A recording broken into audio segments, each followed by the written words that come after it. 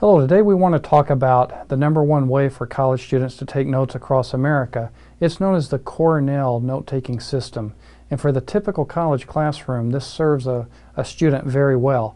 I really like it because I believe that it helps bring parity between the right and left hemispheres of the brain.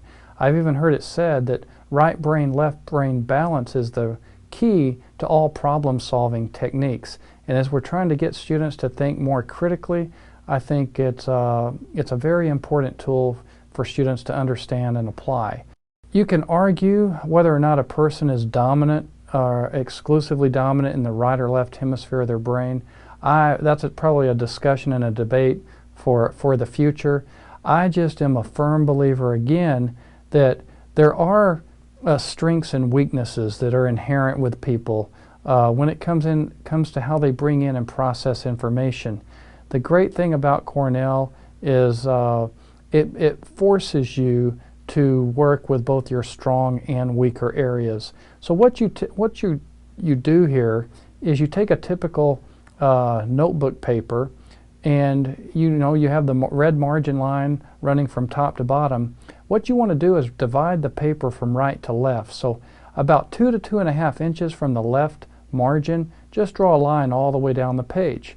What you're going to do is to take your normal notes in class on the right side of the line. Now I say normal notes, don't worry about spelling, don't worry about punctuation, don't sit there agonizing over whether this should end in a question mark or a period. Don't worry about the grammar. Just get down the key concepts, key ideas. If you focus too much on the mechanics of the notes and how they look, you're probably missing the message.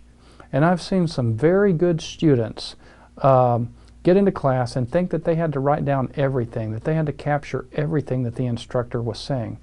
Well, that's just not a reasonable approach. It's not realistic. Some instructors are going to talk very rapidly, they're not going to stop, they're not going to repeat anything, and they may especially not spell anything. So don't worry about any of that. Just again, focus on the right side of the line, getting down the key themes, key ideas, key concepts.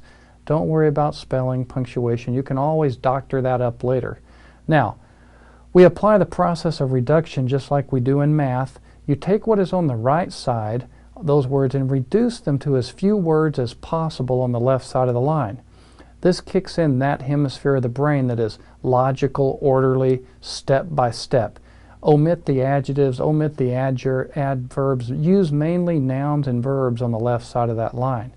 So if we're saying that one hemisphere of the brain likes to bring in information in a broader, creative, pattern-making format, well, heck, we'll capture that on one side of the line. On the other side, we touch on the other hemisphere of the brain that is much more analytical, much more logical. Now, if you need to develop one hemisphere or the other, you're guaranteed that you're doing it by taking notes in this fashion. So again, you divide that paper from right to left, take those notes on the right side, and then more than likely after class, you'll have the opportunity to reduce those words to as few words as possible on the left side.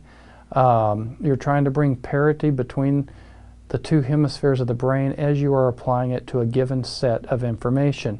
Some students will extend on this and not just divide the paper from right to left. They'll divide it from top to bottom and do a small little summary at the bottom. And some students will transfer that summary to a set of note cards.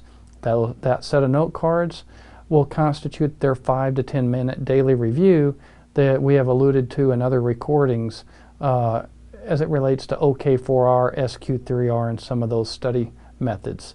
So again, the core essentials here: divide the paper from right to left, capture your basic set of notes on the right, don't worry about spelling, don't worry about grammar, don't worry about punctuation, reduce what is on the right to as few words as possible on the left, and then, so you may work right to left, and then you also may work top to bottom.